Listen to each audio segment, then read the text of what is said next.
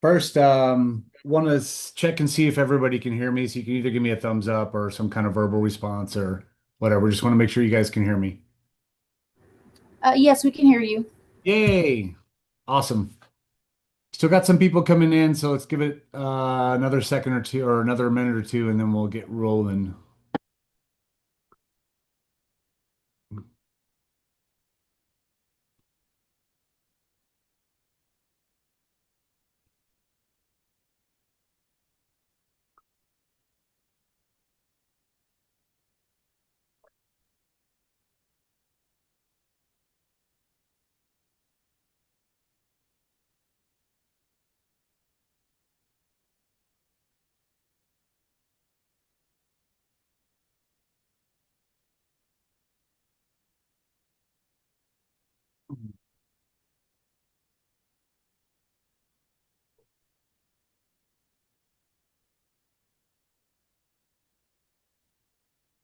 We will start promptly at 8:35. Still got people coming in, so let me stay. I'm moderating this myself, so I need to uh, make sure that I'm letting people in, not forgetting about them.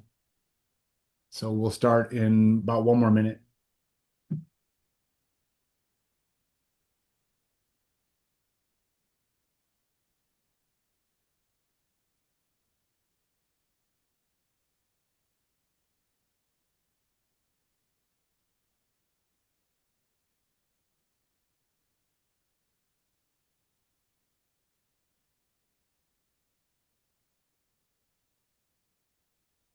Mhm.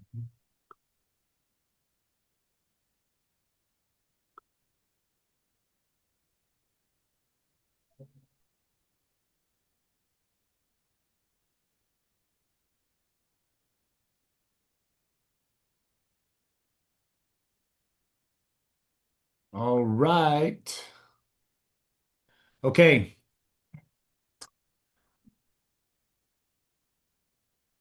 Okay. First, appreciate everybody joining in tonight. Um, So we each season for you guys who are new to the program, first of all, welcome. I know we have a lot of new teams, a lot of new faces, so really, really excited about that. But each year before September 1st, we try to get together and basically go over some things for our 27s, but really for anybody who wants to learn more about the recruiting journey. So we'll have this, and then we'll have another a general recruiting Zoom coming up in early September where we'll talk about the fall season and about recruiting in general. Tonight's going to be very specifically around 2027s and kind of just what's happening immediately. Let me stop sharing this for a sec. Actually, No, I'm not going to stop sharing that. Can you guys still see me too and the screen? Everybody seeing the screen with the Be Recruited deal on there? Yes. Okay. Also, um, Coach Corey Robertson is on the call. So, Corey, if you want to say hello, Corey is coaches our 18 United and also a recruiting director in the program and somebody who works, a lot with me on trying to, help develop our recruiting model and help you guys with your recruiting journey. So, Corey, you want to say hello? What's up, guys? Awesome. Okay. So, if everybody can see the screen, here's what I want to do. First of all, I want I'm gonna put a slide on, and I just want everybody to look at that slide for about 30 seconds and just focus on exactly what it says and really try to soak it in. Okay, let me see. Okay, here she goes. Everybody just sit here and read this slide for about 30 seconds.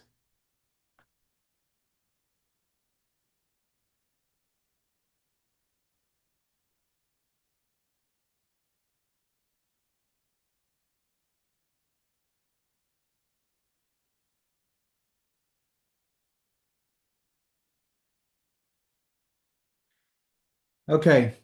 If you guys hear some funny noises, it's because my family is playing ping pong right outside my office window here. So if you hear some hooting and hollering, that's my kids playing ping pong.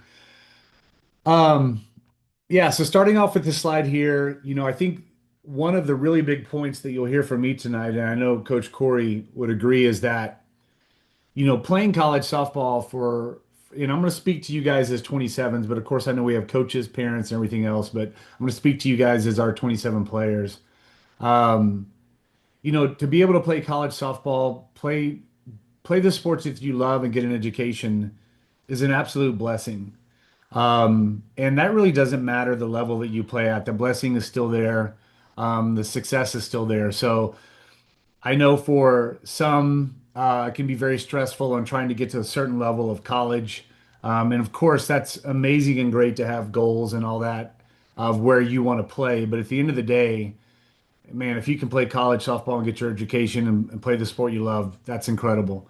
So it's important to understand that, out of all the softball athletes in high school out there, thousands and thousands and thousands, only 7% are getting to play in college. So when you're in the Blaze, you basically have put yourself in a position where you want to play college, and every Blaze player, when they graduate, plays college 100%, unless they choose for whatever reason not to. So I think if I pause or I get distracted, it may be because I'm letting more people in. So just bear with me on that.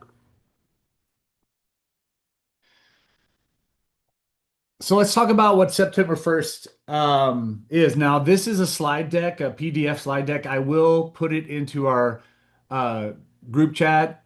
Somebody just said no slide. Are you guys seeing the screen? Okay. Um, I'm going to put this PDF when we get done. I'll put it into the group chat. Try not to let me forget. I want to make sure you guys have access to this PDF so you can go back and look at it.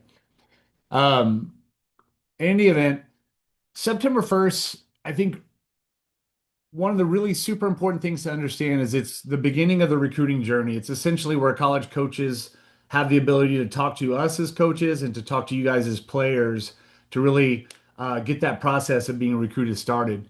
I think a lot of time, if you spend too much time on social media or you spend too much time, trolling and finding the hype about recruiting, you feel like September 1st can be the end of a journey or it can be the grand finale of your recruiting journey, and it's not. It's really the start. Obviously, every athlete's timeline is different, but these are all important points right here on this slide that some players are going to get calls on September 1st and some aren't. But it doesn't mean you're behind or that you're not going to have the opportunities to play college. Everybody's timeline is different.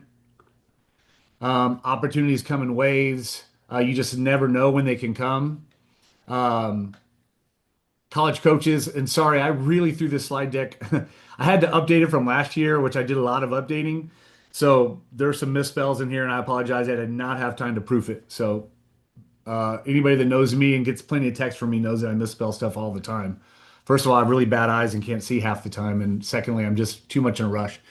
Um, but anyway, what matters most is your progress and your patience and really just working the process.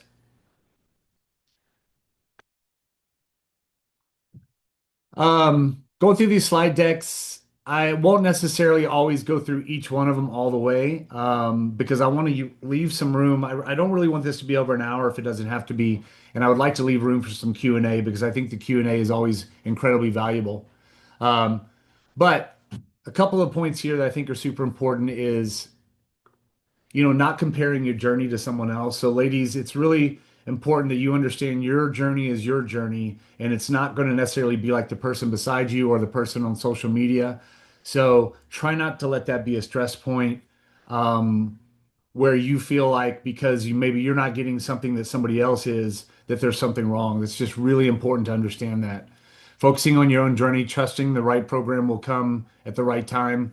Coach Corey will speak to this here in a little bit when I ask for some of his input, but we see kids have success in recruiting literally months before they go to college. There'll be a few examples that we can point out tonight, but we literally had a kid last year whose coach quit and they thought they were getting ready for college 1 month out. We were in July, we're playing tournaments in Colorado, and next thing you know, they don't have an opportunity to play at that college anymore. And you can imagine the stress involved with that. And that player ended up getting a really nice scholarship to a major Division I program not too far after that.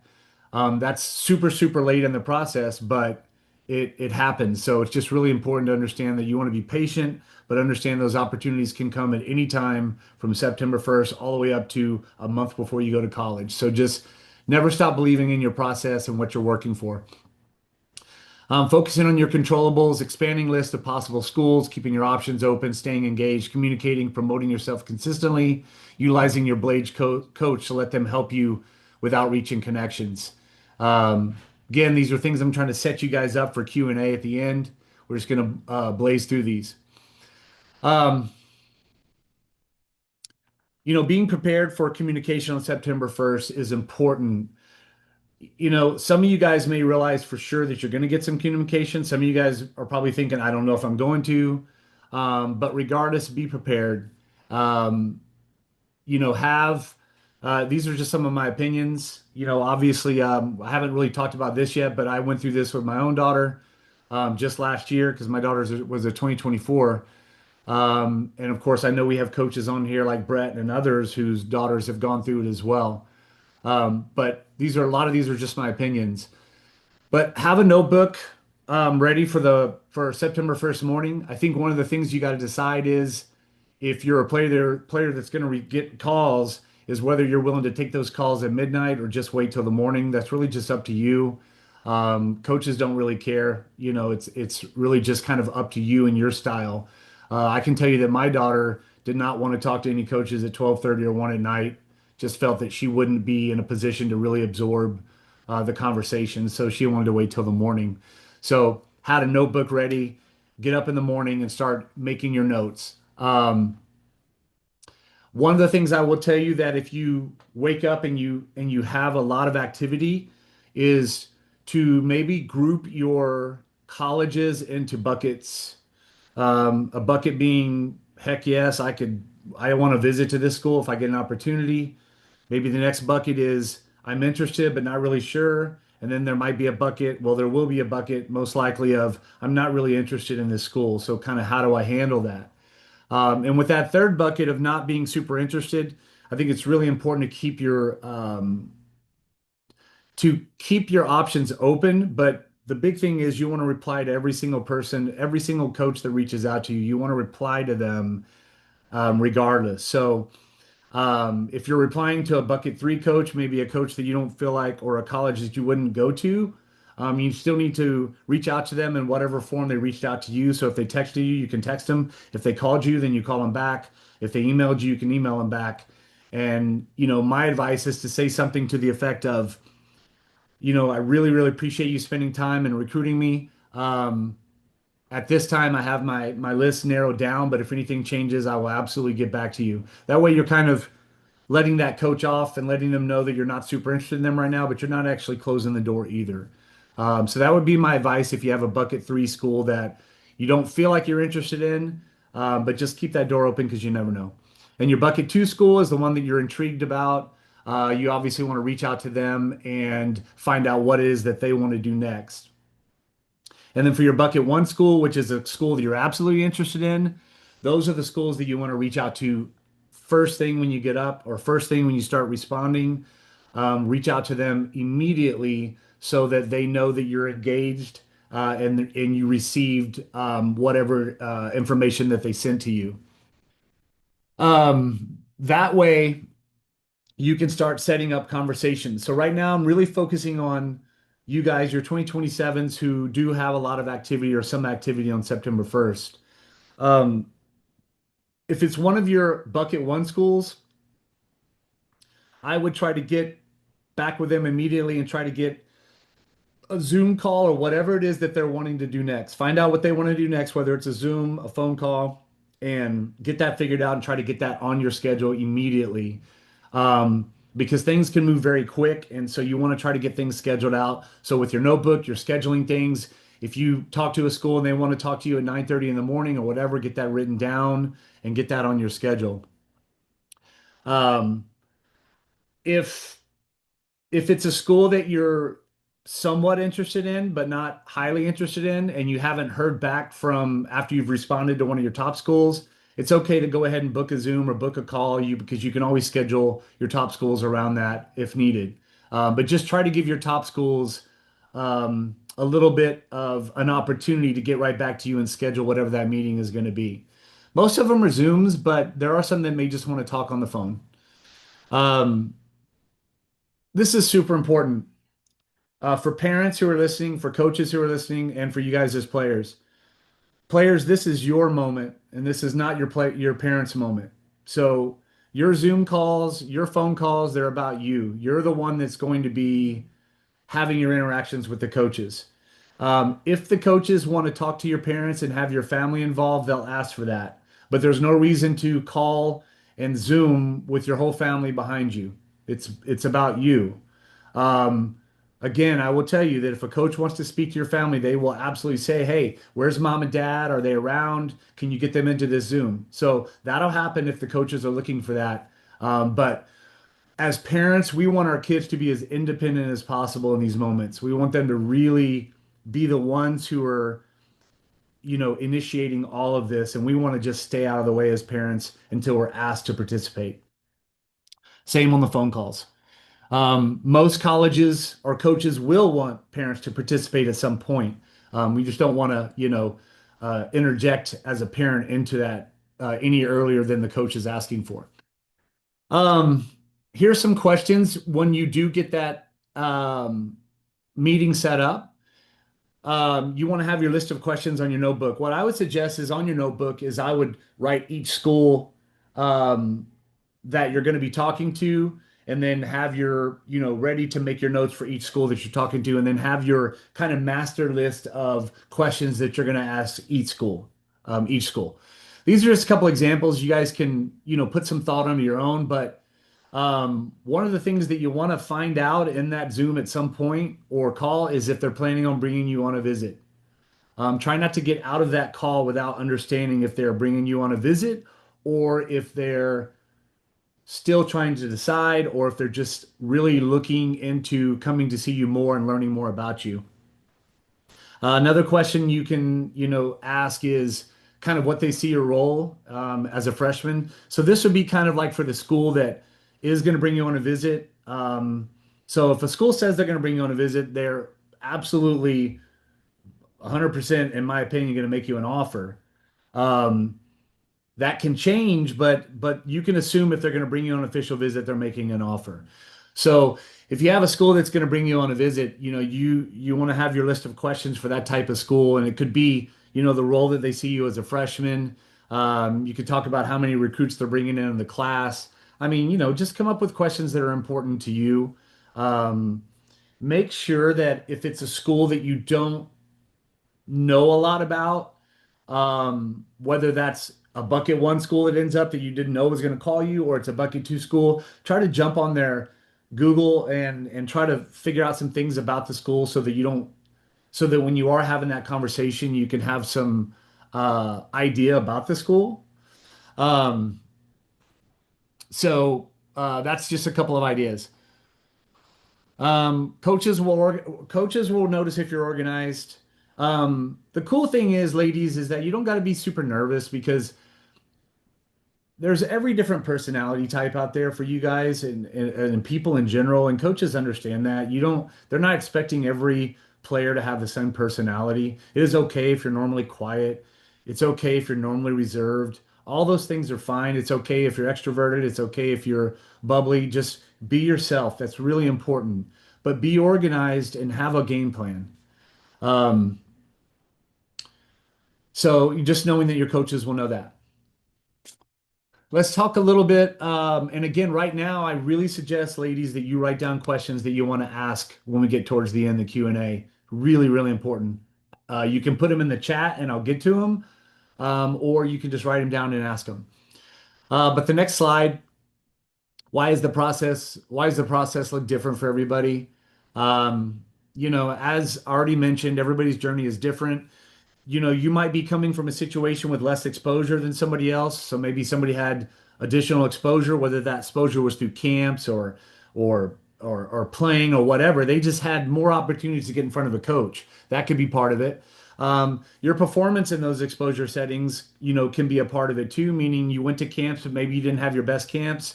Doesn't mean that necessarily you're not going to have an opportunity. It just means you may not be the highest priority for that school, and that could also come into play in your performance in the tournaments if you got exposure that way.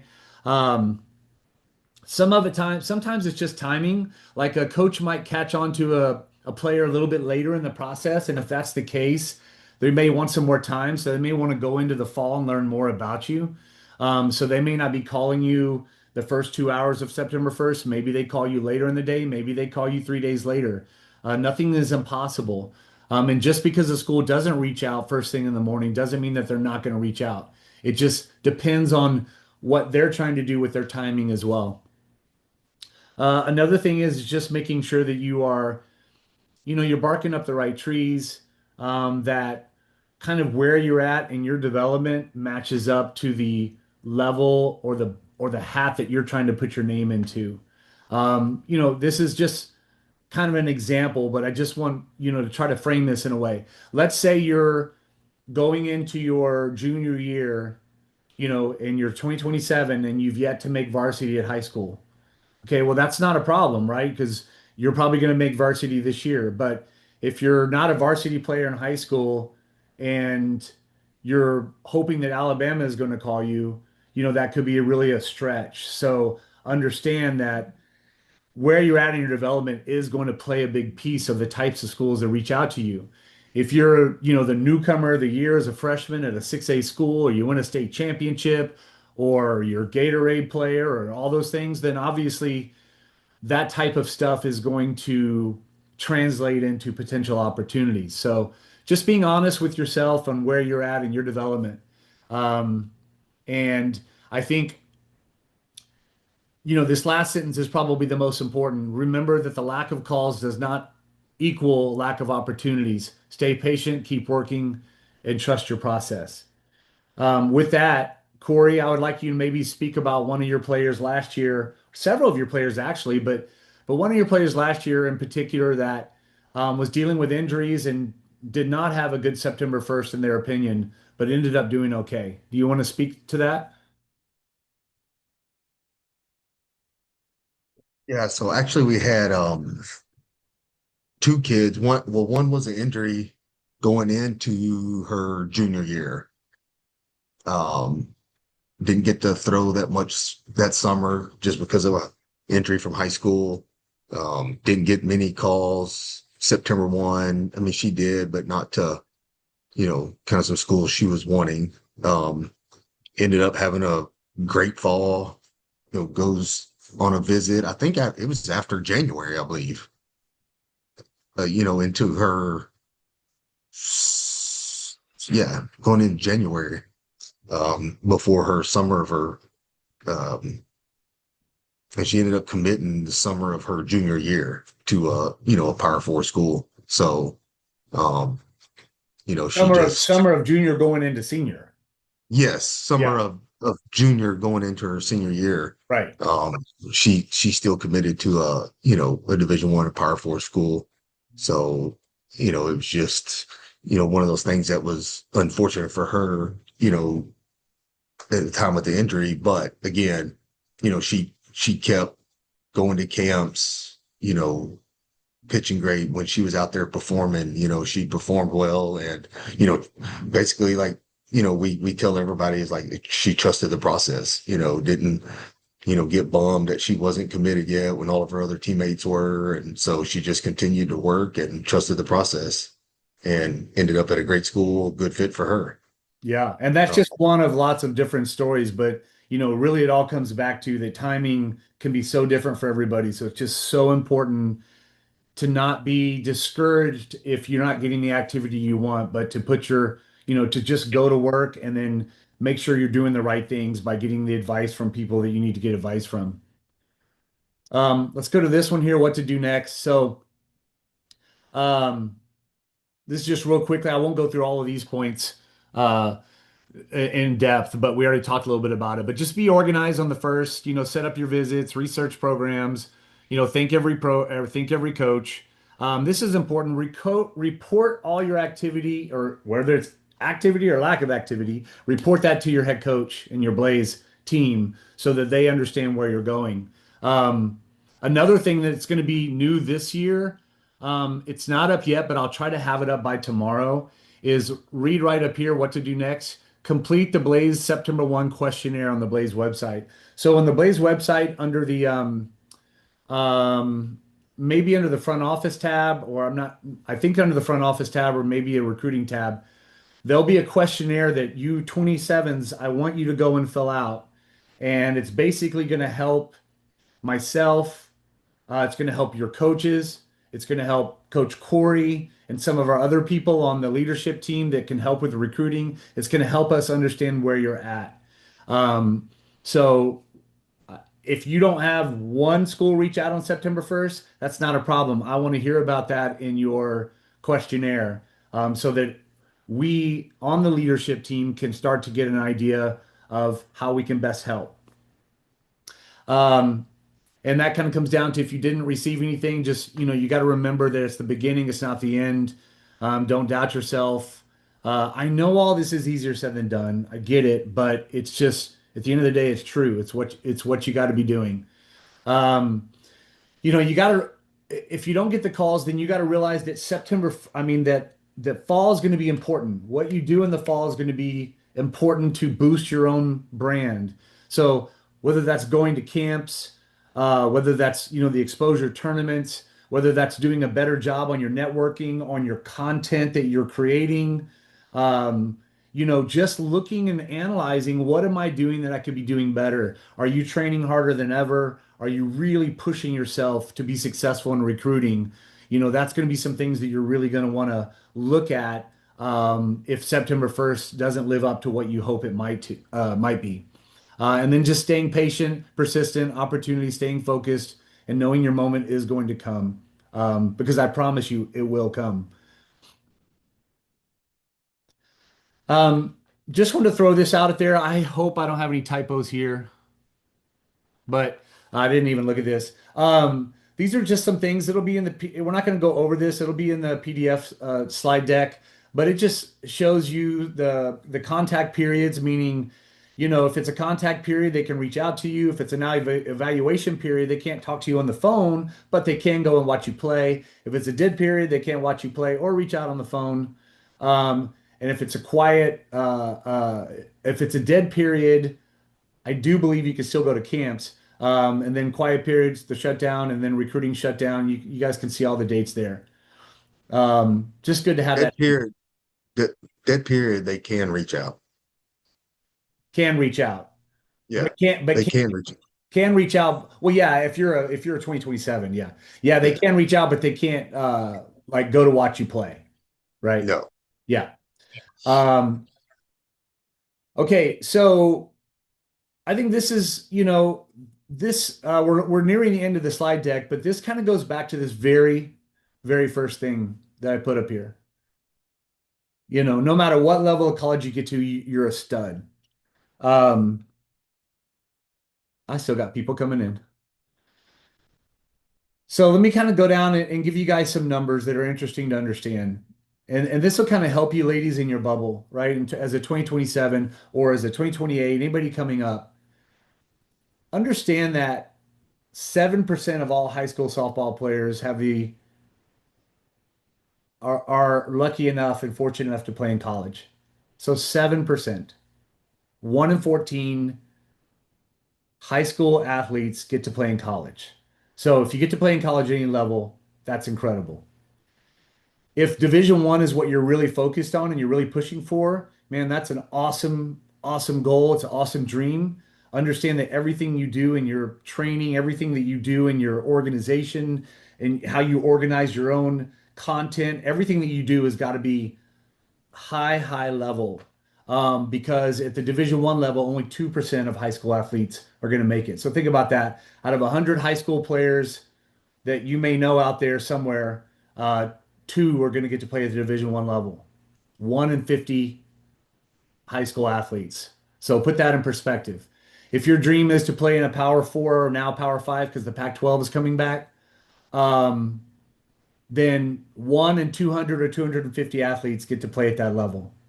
So when you read these numbers, don't think of it as, oh, I can't make it there. Just understand that everything that you do has to be amplified to get to that level. Every part of your process that you do has to be really on point if that's where you're looking to get. And you have to have some really strong ability levels physically and stuff like that. And you have to have some really great superpowers.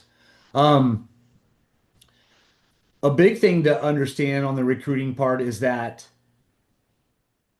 most of your opportunities to play in college are outside the D1 level. So whatever you do, don't discount those opportunities and don't discount investing time into looking at them. Um, for those of you guys who know, my daughter plays at UCLA, which is obviously a Power Four school. But when she sent out her emails when they're recruiting, we did Division Two, we did all mid-major Division Ones, we did the Power Fours. She really had a wide variety of levels that she was sending stuff to, trying to make sure that she both kept her options open and coaches' options open, and not trying to pigeonhole herself into 5 schools or 10 schools. Because if you only work 5 or 10 schools, it's not that they're not possible, they absolutely are potentially, but you're just really lowering your percentages of what's out there. So making sure that you're looking outside the D1 opportunities, I think, is important. If you're hell bent on playing D1, that's not a problem. A lot of Blaze kids are playing D1 ball, well above 7 or well above 2%, but at the same time, it just comes down to, a lot of different variables. But the big thing is just being open-minded. Um, the other thing I will say from personal experience, because I've been doing this, a long time, is, in my opinion, really try to be careful with, I only want to play in state. Um, because when you say I only want to play close to home, what you're basically saying is I'm going to take 95% of all colleges off the map because I only want to play in 5% of colleges. So when you put yourself in that bucket, you're really limiting what's possible.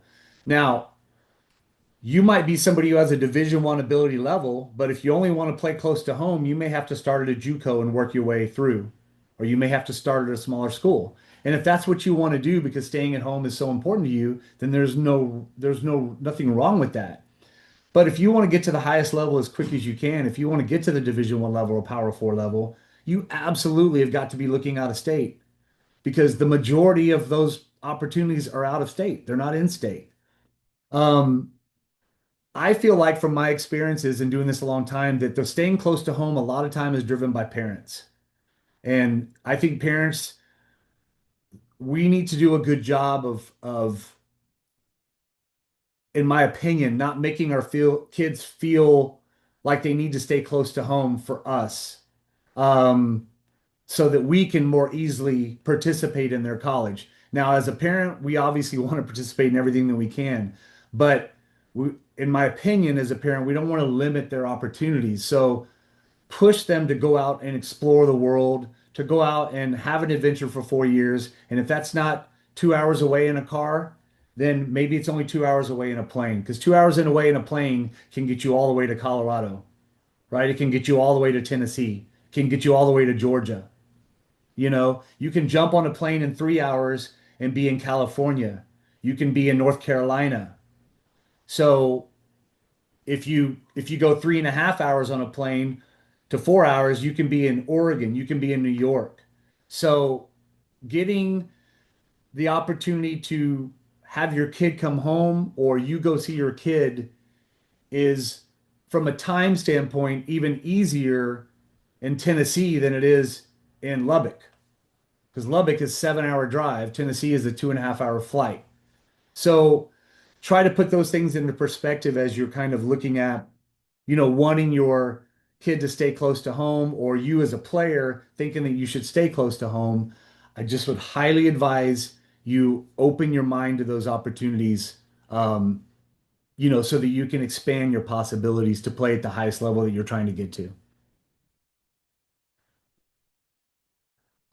This is just really briefly. I'm not going to go into this. I'm just going to be in the slide deck. It just talks about the scholarship opportunities at the Division I level, Division II, Division III, NIA, NAIA, in junior college. One thing I will say for you guys who are considering junior college, the money is high at junior college. You can get free rides at junior college a whole heck of a lot. So if you're feeling like junior college is your route, whether that's a financial thing or a grade thing or just wanting to step into college slower, junior colleges are amazing for money typically. When you're talking about Division II and Division II, you're having to divide seven, excuse me, seven scholarships with 20 players or 25 players. So just keep that in mind. At the Division I level, you're dividing 12 scholarships between 25 players. Now, there's some caveats to this that I'll get to in a second, but this is just generally speaking. Um, so understand that from a money standpoint, that if you're shooting to play a Division I and you get a 30% offer, I mean, that's nothing to sneeze at. I mean, to think about going to Division I level and having that school pay for 30% of your education, that's amazing. Honestly, having the school pay for any of your education to me is amazing. But keep in mind that percentages can vary greatly, from small percentages of 10%, 20%, 30%, up to 50, 60, 70%, and then up to full rides. Full rides will typically, um, in my experience, full rides typically will go to top level pitchers, maybe a top level hitter, and then maybe a super skill player. Maybe it's a crazy good shortstop, or just somebody that has some crazy good skill. The other places I see full rides go to a lot is for out of state opportunities. A lot of times when an out of state opportunity comes your way, let's say a school in let's say a school in Indiana wants a Texas kid. Well, they know that they're going to have to pay to get a Texas kid. They can't go low scholarship typically to a Texas kid, so they're going to usually throw more money at him than the school down the street in Texas. So out of state opportunities can get you more money as well. So that's something to think about. Not all the time. Nothing's, guaranteed. Nothing's certain. Just generally speaking. Hope you guys are writing down questions. We're almost there. Not going to go into this too much because it's just something we could spend an hour on. But there are some new rules happening where Division I schools are opting in to increase their scholarship potential, um, and also increase the money that they can give players. So as you can see in this first part, they get a revenue share of $20.5 million for the school. What's important to understand on the 20.5 million is probably 19 is going to football right out of the gate.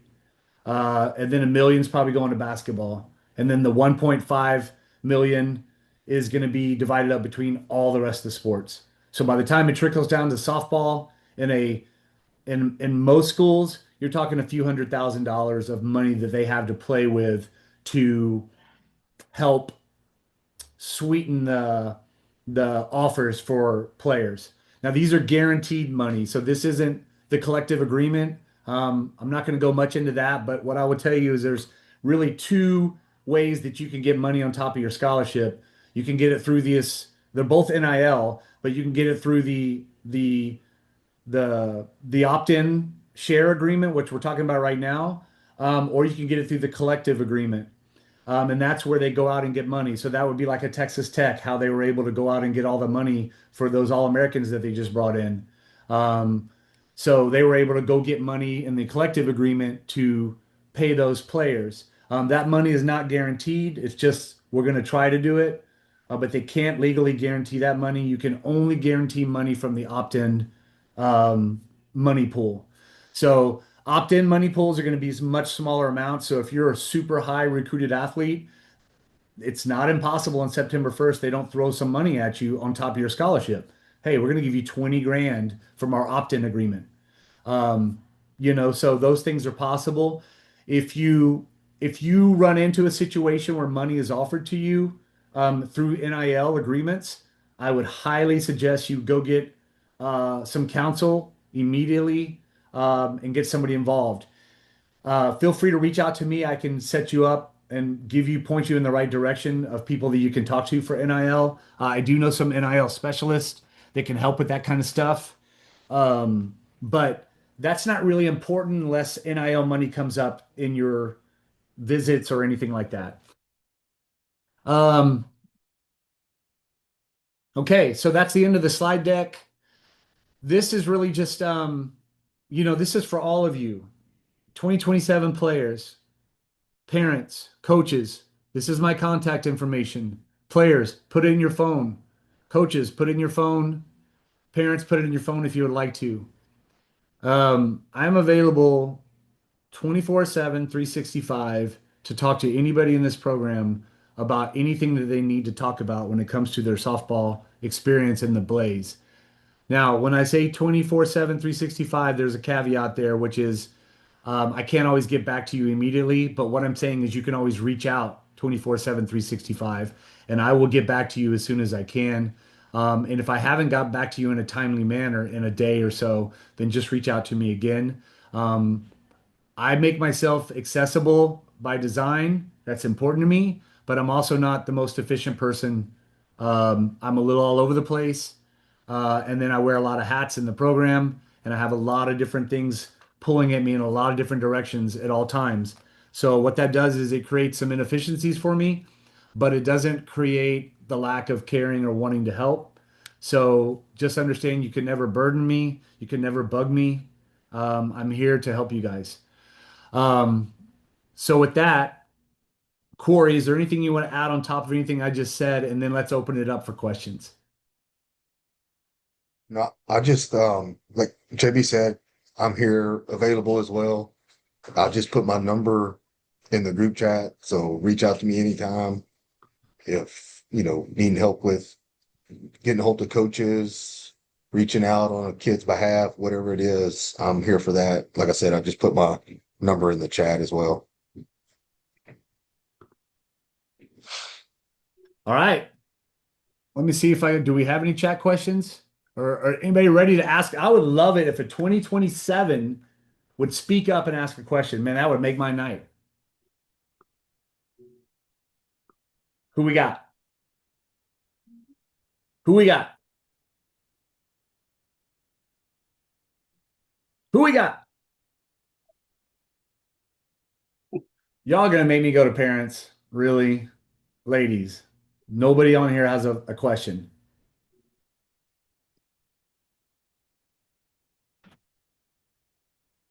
Wow. Okay.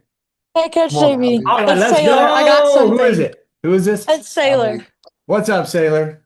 Okay, Insane. so um I have like some questions like to ask like the coaches whenever they call or whatever. But what are like some more like questions or like good questions that I can ask? Well, I think the first thing, sailors, you got to understand, you got to figure out what's important to you. Like, so for an example, is the academics important to you? Are you going to be asking them about what majors they have or telling them what you're thinking about majoring in so that you can figure out what kind of program that is? Is it important to you um, that you like, for an example, is it important to you when you go to campus that you stay in a dorm or that you stay in an apartment or what are those options? Because every school is different. A lot of schools you got to stay in dorms early on, then you can go to apartments. Some will let you go to apartments right out of the gate. So things like that. Understanding whether you need a car on campus. I mean, these are little things, but they can be, things that you can throw in there. But honestly, also, Sailor, you could just Google, literally Google and say questions I can ask coaches on a September 1st call. I will say this though, if you get to a visit and you're in the office with a coach, because we really didn't touch on this on the slides, but I'll just touch on it real briefly. If you get to a point where schools are talking money, they're talking offers, because that can happen on a Zoom. It can also most likely happen in person, but it can happen on a Zoom. If you get to that point, I think the most important question you can ask when it's all said and done and they talk about percentages and all that stuff, which is going to get mind-blowingly complicated and confusing, is you just have a simple question.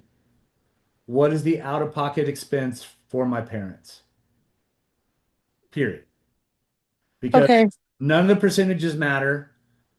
If the finances matter to your family, then it's the out of pocket that's going to matter, not so much the percentages. So don't get bogged down. This is for any of you guys on percentages. Hey, we're going to give you, we're going to give you, all tuition. We're going to give you your books. We're going to give you 5% of your housing. We're going to give you this. We're going to give you that. Just when it's all said and done, what's my out of pocket, coach? So that your parents know if I'm going to go to school A, it's going to cost me 10,000 a year. It's going to cost me 5,000 a year. It's going to cost me nothing. It's going to cost me 20,000 a year. I think that's a super important thing. Also, I would say Sailor is just trying to find out maybe how many, like for you, you're a pitcher. So how many pitchers do they plan on bringing in your class? And are they looking in the portal for pitchers actively at that time? I think that could be a fair question. Okay, perfect. Thank you. Hmm. I have a quick question about what And who does the is it? conversation, Sophia Otto. Hey, Sophia, how are you? Are you on Hello. Becky's team? Yes, I am. Okay, awesome. Welcome. I was just wondering, what does the conversation look like with our travel ball coaches when they reach out to colleges? Like, do we Yeah. need to give our coaches any extra information about us, or what does that conversation look like? Yeah, so I mean, first of all, great question. I'm really glad you asked that. We'll go really deep into this for everybody who's on this call. We'll go deep into this in our Be Recruited 101 Zoom that we have. Um, but essentially, what you want your coach to be doing, in my opinion, and I'll talk to the coaches about this, is that you need them to be a communicator for you. So in your case, Coach Becky is your coach. So if you want to make sure that you talk to her in depth about the schools that you're interested in, any activity you have on the first, that way she can reach out to schools on your behalf to try to fill in the gaps of Well, any what did you missing say for how information. many pitchers are they looking to bring in for? I'm sorry, what was that? Was that somebody else? I don't Yeah. think Sailor has her mic mute. Oh, okay. Gotcha. Gotcha. Of course I did. Sorry. Okay. Well, They now you, say, yeah, I'll mute it. In any event, I think where coaches can be the most helpful, though, to just kind of answer that question is we can help bridge the gap of communication and try to get an idea of where a school is at. So, getting your information to your coach, the things like knowing the stuff that's like on your profiles, but your majors, what your kind of what your priorities are for school, whether it's academics, making sure your head coach knows a lot about you and what you want out of recruiting, and then challenging and holding your coach accountable for going and helping you get that information that you need from coaches. And what I tell our coaches in our coaching meetings, and we have one coming up next week, um, is that where me and Corey can be very, very helpful is to fill in the gaps for our coaches because between Corey and I, certainly Prinzo, Caitlin Kane, a lot of us who've been doing this a long time, Brett too, who's on this call. I mean, we know every college coach in the country for the most part, for the most part. And if we don't know them, we can get to know them. Most of the major coaches over the years, for someone like myself or Corey, we have them on text dial. I mean, we can easily just text them. So the reason I bring that up is because let's say Coach Becky is trying to get a hold of a coach at St. Ed's, let's just say St. Ed's, or it could be anybody, Texas State, wherever.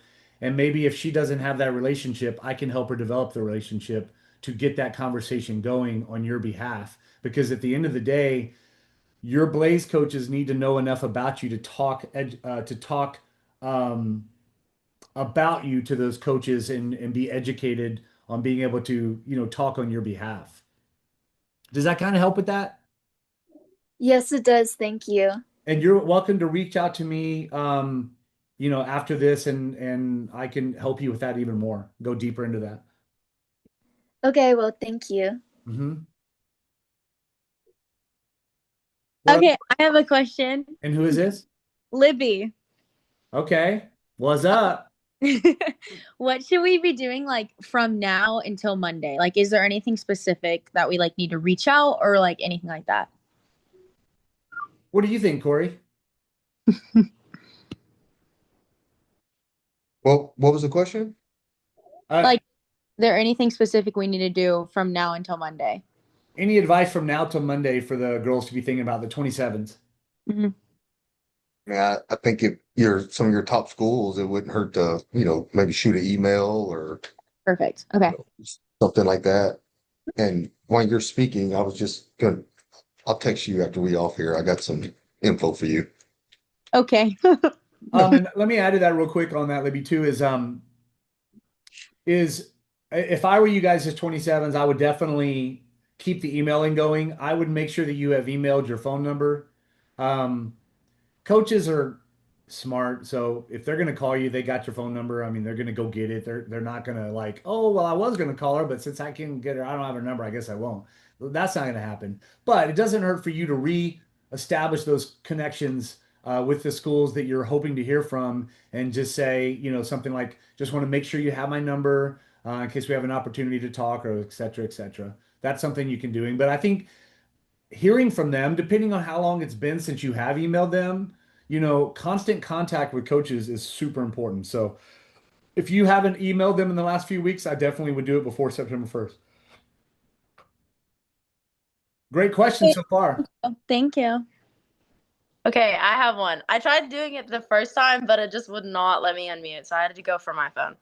But for the going back to the out of state tuition, like if like say they do give like that 30% for the regular like tuition, can that be waived or is that what's included in the scholarship?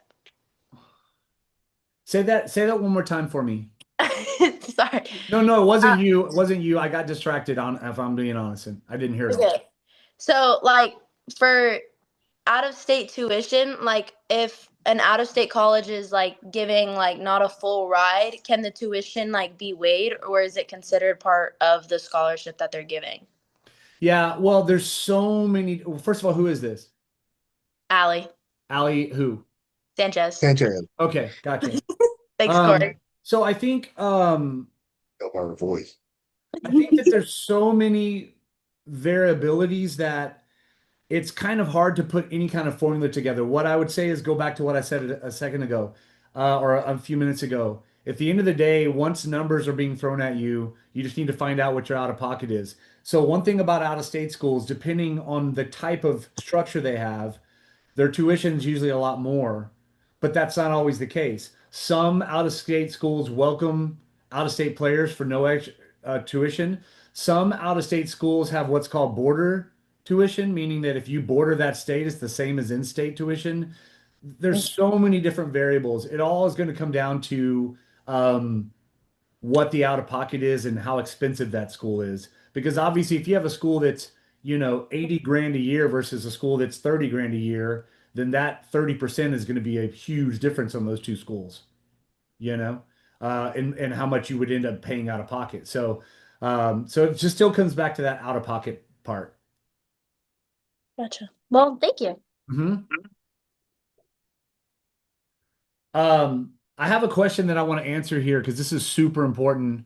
Um, and and it comes from one of the dads, but it says our sports recruit subscription expires in a couple days. Are we are we to re-up, or is there a transitioning to go to another platform to do for college coaches to know the other platform? So basically, we're leaving sports recruits and going somewhere else. So do is there something set up? I'm actually really surprised you don't know the answer to that because that had been blasted out to everybody, and your head coach knows all about it. So you need to get a hold of your head coach. Um, but everything has already been set up. First of all, the way Sports Recruits works is your account doesn't actually go dead. It'll just turn into a free account, but the profile will still be up there. But we have a whole new platform being set up that all of our players are being loaded into that are in the B Recruit system as we speak. So you'll have a opportunity to set that profile up however you want, and that profile is through Athletes Go Live. They also have a recruiting profile that very much has a lot of similarities to sports recruits in that you can research colleges. It has every college coach database, so you can punch in University of Texas and their coaches are going to pop up. You can send them direct things. You're gonna be able to monitor whether they've come and looked at your site, whether they've watched your videos, whether they've watched your games. All those same types of things are going to be there with AGL, but there's actually some really cool features that AGL provides that Sports Recruits doesn't. Sports Recruits has a few things that they do better than AGL, but we as a program feel like AGL is kind of the future of that contact between coaches and players. One of the big reasons is AGL doesn't usually get spam blocked by coaches. Sports Recruits can because it's a third-party recruit platform. So a lot of coaches will just put Sports Recruits on their block spam list. So as soon as it comes from the Sports Recruits portal, it gets blocked. AGL goes around that because their email portal actually sends it from your player email. So whatever your player recruit email is, even though you're in AGL and you send a college coach an email, it actually comes from your inbox. So it's coming from your personal inbox and not a third party inbox. So the likelihood of it being blocked by spam go way down. So there's just some cool advantages like that. But just call your head coach. I'm not going to call him out here on this deal, but call your head coach and ask him why you don't have all that information in front of you right now. I have a question, if Mhm. that's Blame it okay. on the assistant coach. Okay, the assistant coach. Hello? Yes. Sorry. If you commit to a college early on, does that prevent or discourage other schools from making you an offer later on? And if in that instance you'd really rather go to the other school that makes a second offer, like what would happen in that situation, I guess? Yeah. So who am I talking with? Presley Bocek. Okay, good. Because I just want to, I want to get to know you guys. So welcome, Presley. Um, so if I'm hearing you correctly, let's say that you get some activity on the first, right? And you make a commitment because you decide, you know what, I do want to go there. But then, you know, you're playing that fall or whatever, and maybe a school that you had no idea would have interest sees you play, and all of a sudden there could be some additional interest in what your question is what does that kind of look like to if you're committed to a school, but another school shows interest and you're interested in them, right? Is that kind of what you're saying? Um, am I on point there, Presley, or am I missing? Yes, sir. You're Okay. there. So yeah, I mean, you gotta be super careful because when you're committing to a school, you're committing to them just like they're committing to you. Um, so is it legally binding? No, because you haven't signed a letter of intent, but you don't want to lead a school on like that. Know that you're ready if you're going to commit to that school, and then commit to that school, and then that's the school you go to. That's my opinion. Doesn't mean you have to do it that way, but it's going to be a lot of red flags for schools if you decommit. Now, there are some caveats there. Let's say the coach quits, coach gets fired, something happens, the coach, whatever, something dramatic happens, then you have an easier out to decommit. But you really want to be decommitted if you're going to open yourself back up to the market. You don't want to open yourself to the market while you're still committed, in my opinion. Yes, sir. Thank you. Yeah, just also Presley touching on that, like JB said, just know that if you do commit to somebody and then like after the first of the year, or end of the summer, you're maybe a school that was higher on your list, start just make sure that before you do that, like you're 100% good with that because like Coach JB said, like I was just talking to a coach about this the other day and like you know, they they all talk, right? So just, keep that in mind that not saying that you can't do it, but just keep that in mind that, if you do that, make 100% sure that you can live with that decision and, be good with that because, they, they shouldn't, but they will take, offense to that too on their part. So just FYI on that. Yeah, so that's always tricky, Presley. But if you run into a situation like that, just reach out to me, and just let's talk about it. And I'll try to help you navigate because there's going to be situations where that can make sense, but it's tricky and that so you just got to be very careful in how you approach these things. One of the things that you might encounter or somebody else is going to encounter is, and I didn't bring this up, but this is a great question that I should have brought up. If you're actually having your conversation with a coach and having your Zoom meeting, they're going to ask you your timeline for recruiting. They're going to want to know, when do you want to make a decision? Okay, well, you're going to need to know what that answer is. And that answer could be dependent on the bucket of school you're talking to, right? So let's say it's a bucket one school, like you freaking love these schools. So you'd almost go to any of them if you could, but you're going to get to your visits. Well, in that case, you might want to say something to the effect of, I plan on making a decision really soon. I've got some visits I'm setting up, and as soon as I get done with my visits, I'm making a decision, and I hope to be having my decision done sometime in October.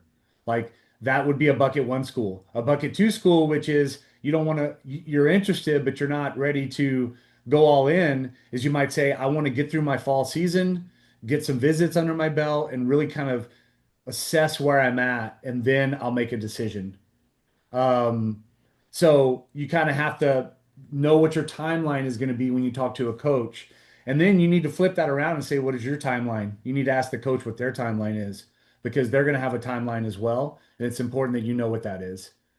Their timeline could be short and their timeline could be long. And you got to expect anything. If you get into a situation where you're stressed on a timeline, this goes for every single one of you guys out there.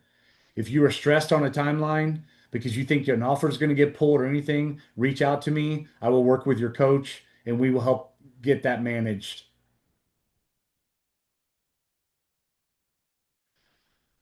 I have a question here. Somebody asked, extending on the SR and AGL, will our data roll over? No, their data doesn't roll over. You set up a new profile on AGL. You have to put your stats in again. You have to put your welcome message. You'll have to, the data is not going to roll over. They're two completely different platforms. I mean, it's unfortunate, but it's just part of that change process. But what I can tell you is setting up an AGL profile, if you just dedicate an hour and a half of your life to it, you'll be done. So it's not like it's a 1 or 2 day event. It just takes an hour or two to get your because you've already got a template of what you want because it's on your sports recruits. Now all I can do is take that information and copy paste it over. I just put the link to the Be Recruited changes. A lot of these questions that are coming up are in this link. The coaches should have sent this out to all of you guys. And maybe they did and you just didn't, you don't see those parts, but that's fine. But I want everybody to have it here so that you understand some of those changes going on on the AGL Sports Recruits part. Man, this is awesome. We got a few more minutes if anybody wants to ask another question. Parents, coaches, I have a question, Coach. okay? So if I were to get a call and they weren't leading up to the going on a visit part, how would I ease the conversation to that direction? Yeah, it's great, great, great question. So what I would do is see how it's going. And then I think if you start getting to a point where you're just not sure, I think you just be honest. You say, okay, say you could say something to the fact like, Coach, I'm really excited about this call. And is there a chance that I can take a visit? And just see what they say. Now, my guess is, who am I talking to, by the way? Danny Danny. Garza. Okay. Hey, Danny. So, uh, in that situation, also, there might be some things that lead up through the conversation that kind of point you in that direction. If a coach tells you something like, I'm looking forward to watching you more this fall, then that means they're still evaluating. If they're still evaluating, you're probably not getting a visit. Um, So if you get some things like that, but I mean, just be honest. I mean, just be honest and say, Coach, is there a chance that you're bringing me in for a visit this fall or whatever? And they're going to either say, well, we're not ready right now. We're going to evaluate you, or yes, we're still working on that. Great questions. You guys are killing it. Thank you, Coach. Mhm.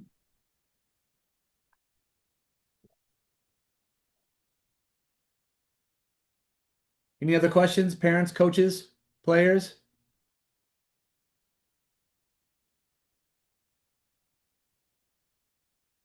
Okay, going once unless you speak up. Going twice.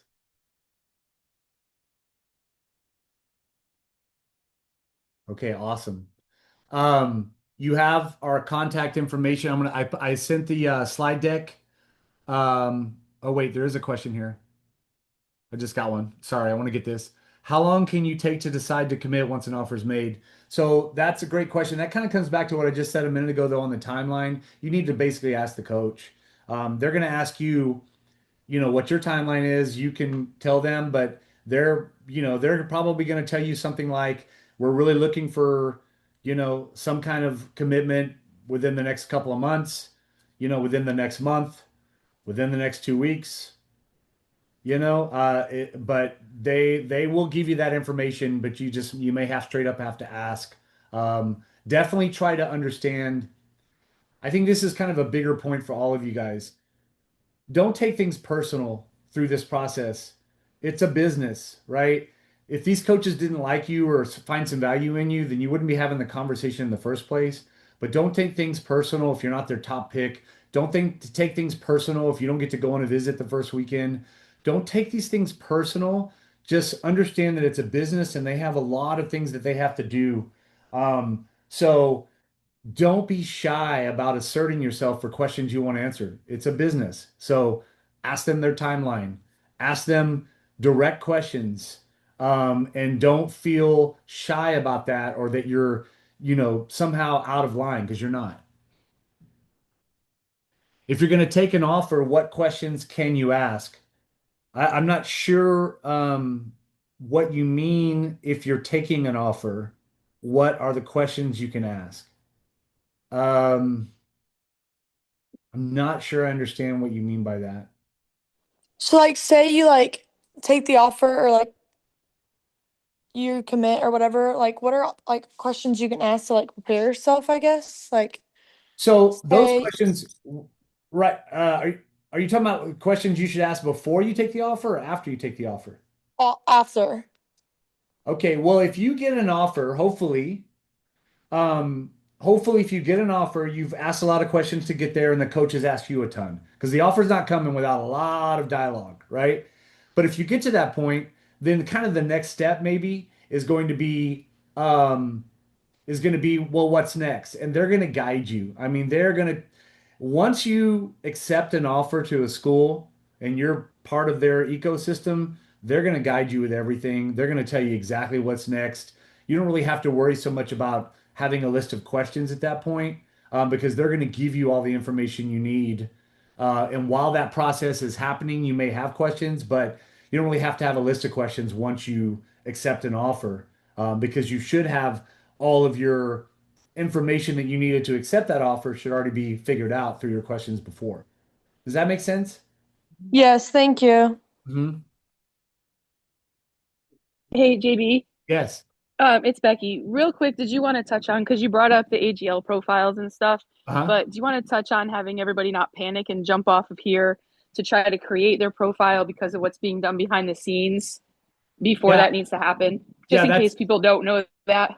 Yeah, that's in this document right here. So I would highly, if you have any concerns about it, I would read that document all the way through. But to answer Becky's question is your profiles are going to be set up for you. Now, your premium profile accounts, not your information. Like it's not going to have, videos of you up there already, nothing like that. But you're going to be able to log in with the email that you provided your coaches for recruiting, and you're going to be able to log into your account and go to work. Upload, you can upload your own videos. You can, clip the videos out of AGL. You're gonna, they're, I think I put, let me see, is that in this one or I have a different one?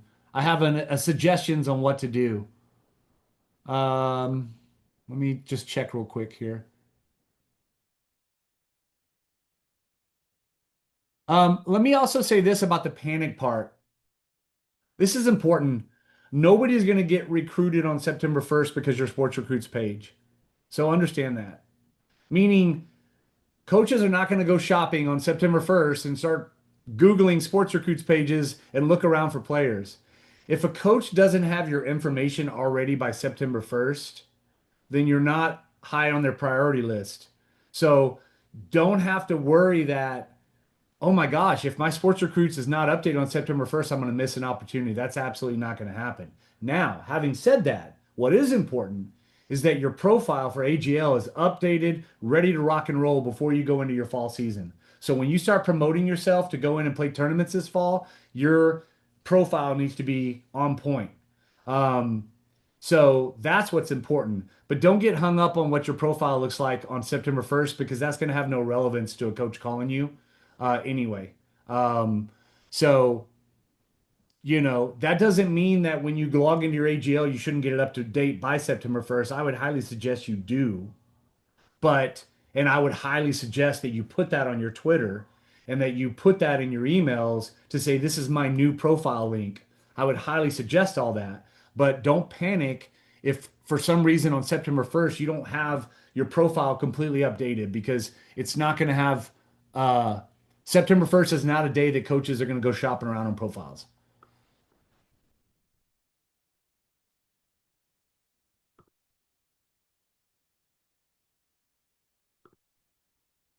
I'm going to give you guys another link real quick here. Oh